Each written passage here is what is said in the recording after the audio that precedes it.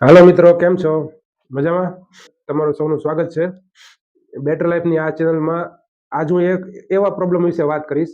ઘણા લોકો મને પૂછે છે કે ભાઈ, હર્બલ લાઈફ ન્યુટ્રિશન જે શેક તમે બનાવો તો એ પાણી સાથે બનાવો કે પછી શેકમેટ સાથે બનાવો કે પછી દૂધ સાથે બનાવો, એમ ત્રણમાંથી કેની સાથે વધુ બનાવો હિતાવત રહેશે કે જેથી કરીને તેને શરીરની હેલ્થ જળવાઈ રહે અને ફેટ લોસમાં મદદરૂપ થાય. ચાલો જાણીએ કેવી રીતના બનાવો. તો મિત્રો, સૌથી પહેલી વાત, જે લોકોનું શરીર ફૂલ વધુ છે, જે લોકોની ફેટ વધુ છે, જે લોકો જાડા છે, તો એવા લોકોએ પાણીના માધ્યમ સાથે તમે ન્યુટ્રિશન શેક બનાવો તો એ વધુ બહેતર છે. તો ધારો કે હુંફાળા ગરમ પાણીમાં તમે ન્યુટ્રિશન શેક તૈયાર કરો છો, એ તરત જ તે આપણા શરીરમાં જે કંઈ ન્યુટ્રિશન મળવાના હોય એ શરીરને આપોઆપ ડાયરેક્ટલી મળી જાય છે. પાણીનું માધ્યમ સૌથી બેસ્ટ છે એમ તમારા ફેટ લોસ થવા માટે.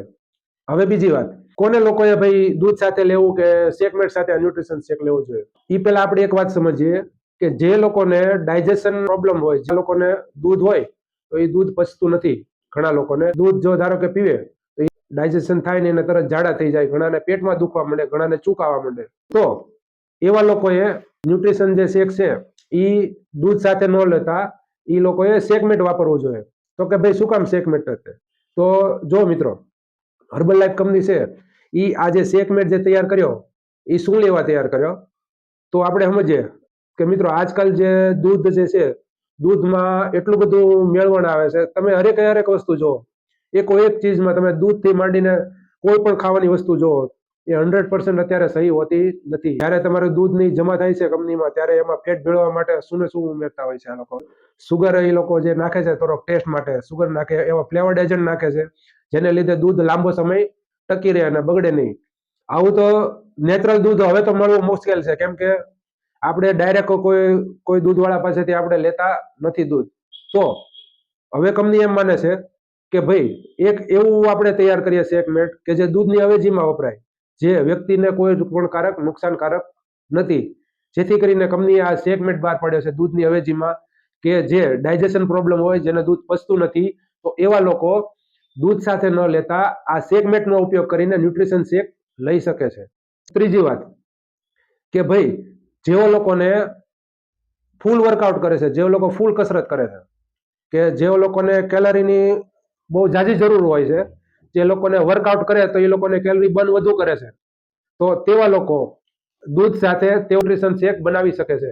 જેથી કરીને તે લોકોને વધુ કેલરી મળી હોય દૂધની અને શેકમેટની, તો એ લોકોને વાંધો આવતો નથી. જ્યારે આ શેકમેટમાં જે ફેટનું પ્રમાણ હોય છે એ ઘણું જ ઓછું હોય, માત્ર 2 થી 2.75% જેટલું જ હોય, જ્યારે દૂધમાં 6%ની આસપાસ તમારું પહોંચી જાય છે ફેટ લેવલ. તો મિત્રો, આ બંને રીતે તમારે ફાયદો છે, કેલરી બર્નમાં અને ફેટમાં તે. તો જેથી કરીને મારી તો સલાહ છે મિત્રો, કે દૂધ કરતા તમે જો આ શેકમેટ સાથે તમે ન્યુટ્રિશન શેક બનાવો તો એ સૌથી વધુ બહેતર છે અને સૌથી વધુ સારું છે. તો મિત્રો, હવે તમને સમજાઈ ગયું કે વ્યક્તિ અલગ હોય છે, કે તમારી માટે શું બહેતર રહેશે, શું વધુ ફાયદેમંદ રહેશે.